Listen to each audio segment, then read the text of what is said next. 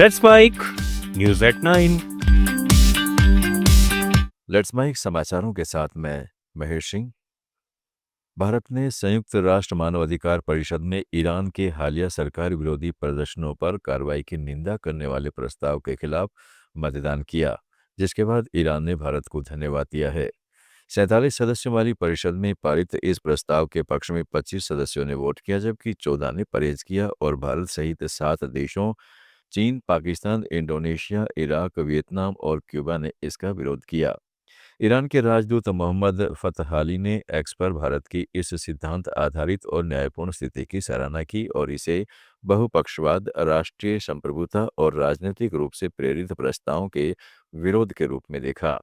भारत का यह रुख प्रतिक्रियात्मक है, जहां वह देश विशेष प्रस्तावों को अक्सर रचनात्मक संवाद के बजाय रुखों को कठोर बनाने वाला मानता है।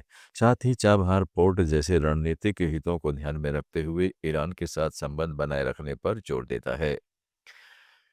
यूरोपीय आयोग की अध्यक्ष उर्सुला वान डेर लेयन शनिवार को राजकीय दौरे पर नई दिल्ली पहुंची। केंद्रीय राज्य मंत्री जितिन प्रसाद ने उनका स्वागत किया।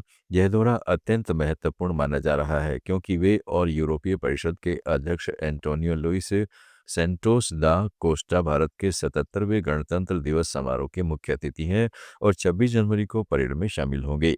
दोनों नेता 27 जनवरी को 16वें भारत यूरोपीय संघ शिखर सम्मेलन की सह अध्यक्षता करेंगे, जिसमें भारत और यूरोपीय संघ के बीच लंबे समय से चल रही मुक्त व्यापार समझौते की बातचीत को अंतिम रूप देने की मजबूत संभावना है।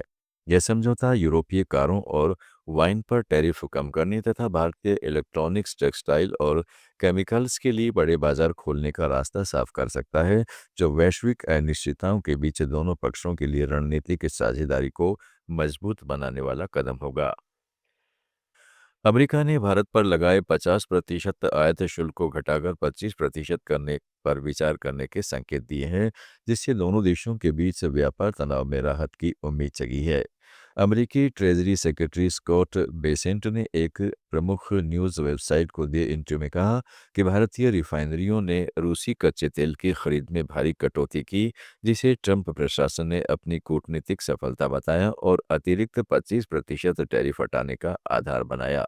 हालांकि भारत ने रूसी तेल खरीद पूरी तरह बंद करने की आधिकारिक पुष्टि नहीं की है।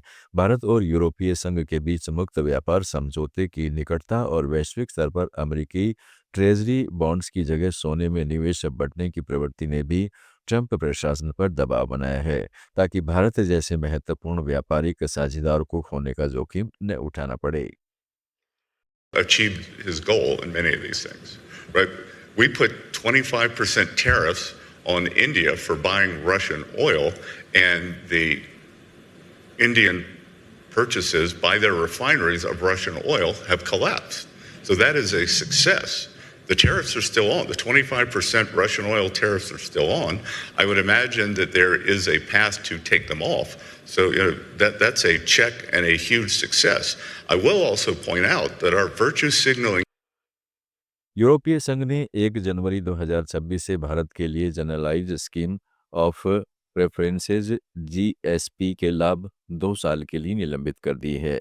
पहले यह आशंका जताई गई थी कि इससे भारत का 87% निर्यात प्रभावित होगा, लेकिन सरकार ने स्पष्ट किया है कि इसका असर 2.66% निर्यात पर ही पड़ेगा।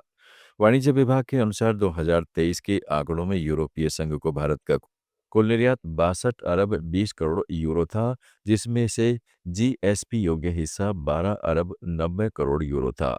अब केवल 1 अरब 66 करोड़ यूरो के व्यापार पर ही जीएसपी लाभ खत्म होगा।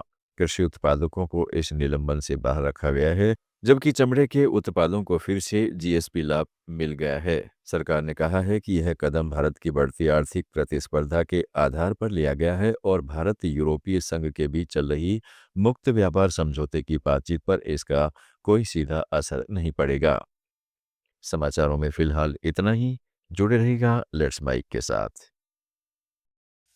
आप सुन रहे थे let's mic more than radio. Follow कीजिए हमें हमारे सोशल मीडिया प्लेटफॉर्म्स पर। It's time for news. It's time for more than radio. Presenting the first radio news app, Let's Mic. Let's Mic.